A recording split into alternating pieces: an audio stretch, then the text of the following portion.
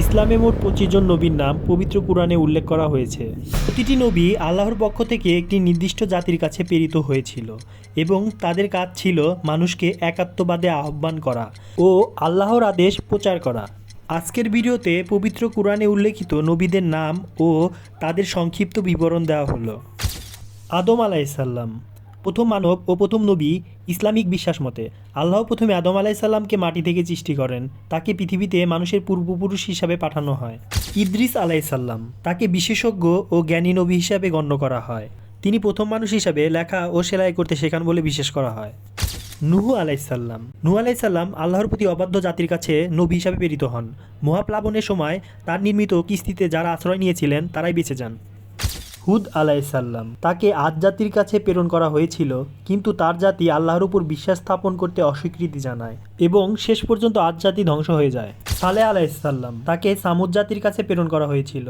আল্লাহ তার জাতিকে একটি অলৌকিক উট দিয়েছিলেন, কিন্তু তারা সেই উটটিকে হত্যা করে আল্লাহর ক্রোধের সম্মুখীন হয়েছিলেন। ইব্রাহিম আলাইসাল্লাম একাত্মবাদের প্রতীক ইব্রাহিম আলাইসাল্লামকে মুসলিম, খ্রিস্টান এবং ইহুদি তিন ধর্মেই অত্যন্ত শ্রদ্ধা করা হয়। তিনি আল্লাহর প্রতি সম্পূর্ণ বিশ্বাস স্থাপন এবং তার পুত্র ইসমাইল আলাইসাল্লামকে আল্লাহর নির্দেশে কোরবানি দিতে প্রস্তুত ছিলেন। লূত আলাইসাল্লাম তিনি সদম ও গোমরা জাতির কাছে প্রেরিত হয়েছিলেন, যারা অত্যন্ত পাপী কাজের জন্য বিখ্যাত ছিলেন।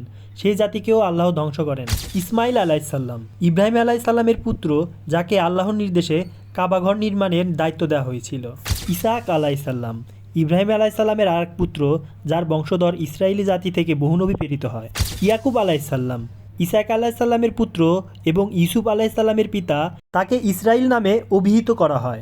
ইউসুফ আলাইসাল্লাম সুন্দর ও সৎ চরিত্রের অধিকারী নবী ইউসুফ আলাইসাল্লামের জীবন একটি উদাহরণ, যা সৎ চরিত্র ও বিশ্বাসের মূল্যকে বোঝায়। শোয়েব আলাইসাল্লাম মাদিয়ান ও আইকা জাতির কাছে প্রেরিত নবী। তারা ব্যবসায় দুর্নীতি ও মিথ্যাচারে লিপ্ত ছিল, যা আল্লাহর ক্রোধকে আহ্বান করে। আইয়ুব আলাইসাল্লাম ধৈর্যশীলতার প্রতীক। আইয়ুব আলাইসাল্লাম ছিলেন এক অত্যন্ত ধৈর্যশীল নবী। তিনি প্রচণ্ড কষ্টের মধ্যেও আল্লাহর প্রতি বিশ্বাস অটুট রেখেছিলেন। জুলফিকার আলাইসাল্লাম কুরআনে তার নাম উল্লেখ করা হয়েছে, তবে তার জীবন সম্পর্কে বিশদ বিবরণ পাওয়া যায় না। মুসা আলাইহিসসালাম বনি ইসরায়েলের জন্য প্রেরিত নবী। মুসা আলাইসাল্লামকে আল্লাহ ফিরাউন থেকে বনি ইসরায়েলকে মুক্ত করার জন্য দায়িত্ব দিয়েছিলেন। তার কাছে তাওরাত নামক পবিত্র গ্রন্থ প্রেরিত হয়েছিল। হারুন আলাইসাল্লাম মুসা আলাইসাল্লামের ভাই ও সহকারী। তিনি মুসা আলাইসাল্লামের পর বনি ইসরায়েলকে সঠিক পথে পরিচালনা করেছিলেন। দাউদ আলাইসাল্লাম একজন রাজা ও নবী। তাকে জাবুর নামক একটি পবিত্র গ্রন্থ প্রদান করা হয়েছিল। দাউদ আলাইসাল্লাম ছিলেন আল্লাহর প্রতি গভীরভাবে অনুগত ও সৎ। সুলাইমান আলাইহিসসালাম দাউদ আলাইসাল্লামের পুত্র এবং একজন জ্ঞানী রাজা, যার কাছে আল্লাহ অসংখ্য ক্ষমতা প্রদান করেছিলেন, যেমন প্রাণীদের ভাষা বোঝা, জিনদের নিয়ন্ত্রণ করা। ইলিয়াস আলাইসাল্লাম আল্লাহর পথ থেকে বিচ্যুত একটি জাতির কাছে প্রেরিত হয়েছিল, কিন্তু তার জাতি তাকে প্রত্যাখ্যান করেছিল। ইয়াসা আলাইহিসসালাম তিনি ইলিয়াস আলাইসাল্লামের পর নবী হন এবং তার জাতিকে সঠিক পথে পরিচালনা করেন। ইউনুস আলাইহিসসালাম আল্লাহর নির্দেশ ছাড়াই তার জাতি ছেড়ে চলে যান, ফলে তিনি একটি বিশাল মাছের পেটে আটকা পড়েন। পরে আল্লাহর ক্ষমায় তিনি মুক্তি পান। জাকারিয়া আলাইহিসসালাম আল্লাহর কাছে থেকে বৃদ্ধ বয়সে পুত্র সন্তান চেয়ে আল্লাহর কাছ থেকে ইয়াহিয়া আলাইহিসসালামের পিতা হন। ঈসা আলাইহিসসালাম খ্রিস্টানদের যিশু।